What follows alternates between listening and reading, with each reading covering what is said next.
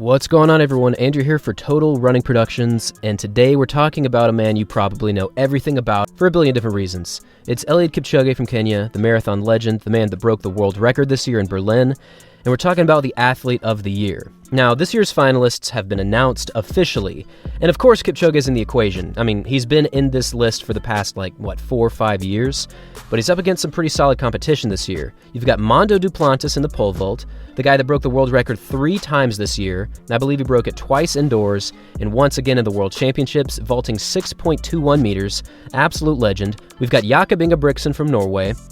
I think this is his first or second time being in the finals. I could be wrong about that. He was this year's 5,000 meter world champion. He was the double European champion in the 1500 and the 5,000, got second in the 1500s through a pretty shocking upset from Jake Whiteman. And he's been a very consistent athlete this year, running under 3:30 multiple times. He's also in there. We've also got Noah Lyles from the United States in the 200 meters, undefeated season, under 19.7 7 times. He's definitely an athlete to keep your eye on. And we also have El Bakkali from Morocco. This year's world champion in the 3,000 meter steeplechase, also went undefeated, running under 8 minutes like it's easy. So this is a very, very competitive list, but let's look at reality here. Whenever Kipchoge is on his A game, he wins this competition. He just does it. In 2018 and in 2019, he won this competition pretty easy. I mean, he did break the world record in 2018, and then in 2019, he broke 2 hours. So those were 2 groundbreaking years. Now, in 2020, Armand Duplantis won this event, and then 2021, Karsten Warholm took the victory, and that was pretty easy to see why. He was the Olympic champion, smashing the world record with one of the greatest performances, not just in track and field history, but in sporting history. It was just insane. So these athletes are the top of the top when it comes to successful dominators this year in track and field, but from what I've gathered, and we took a poll at this just a few hours ago, it looks like Kipchoge is handily in the lead. In just 3 hours' time, 3,000 votes came in, which is just awesome. By the way, thank y'all for voting. I really appreciate that. Kipchoge got 53% of the votes.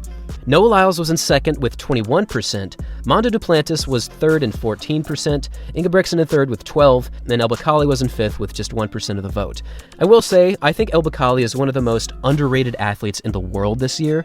If you didn't know, this is the first time in, I believe, 15 years that a non-Kenyan won the 3,000 steeple in the World Championships. So he wasn't just running really fast times and he went undefeated. He was setting new standards for history, so he most certainly deserves a lot of attention. But it looks like the GOAT himself, the man with the fastest marathon time ever, is in the lead right now. And it's easy to see why. He's just so consistent, he's so successful, and whenever he wins, he just makes it look easy. So this is yet again Eliud Kipchoge doing what everyone expects of him in a way. Kipchoge is just doing what Kipchoge always does. And it looks like a lot of you feel the same way. But again, I think this is going to come down to Duplantis and Kipchoge. Historically speaking, they're at the top of their game, more so than anyone else on this list. They were the only ones to get world records this year.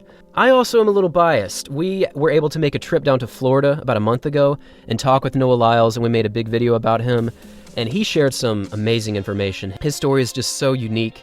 He's such a mentally strong athlete, and there's a reason he ran a 19.31 this year. He is a very formidable opponent, and I think you should look out for him both next year in 2023 and come Paris 2024. Man, the world record at 19.19 is going to be in danger, I think. But for now, it looks like it's going to be Kipchoge versus Duplantis. I have no clue who's going to win, but another thing I wanted to talk about in this video that is something I didn't know up until this point was exactly how these Athlete of the Year awards come to be.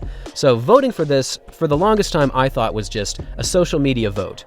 People logged on and just voted for their favorite athletes, but that's not the case. I'm going to put up on the screen for you right now something that comes out of World Athletics, but the way that this finals will work is that the World Athletics Council and the World Athletics family, which I didn't know were even 2 separate things, cast their vote by email, while fans can log in online and vote for their favorite athlete. And apparently there were a total of 1.3 million online votes this year, which is an all-time record, so shout out to track and field fans getting online and logging in and voting. But according to World Athletics, the World Athletics Council's vote counts for 50% of the result, while the World Athletics family's vote, which again, I don't know the difference between the two.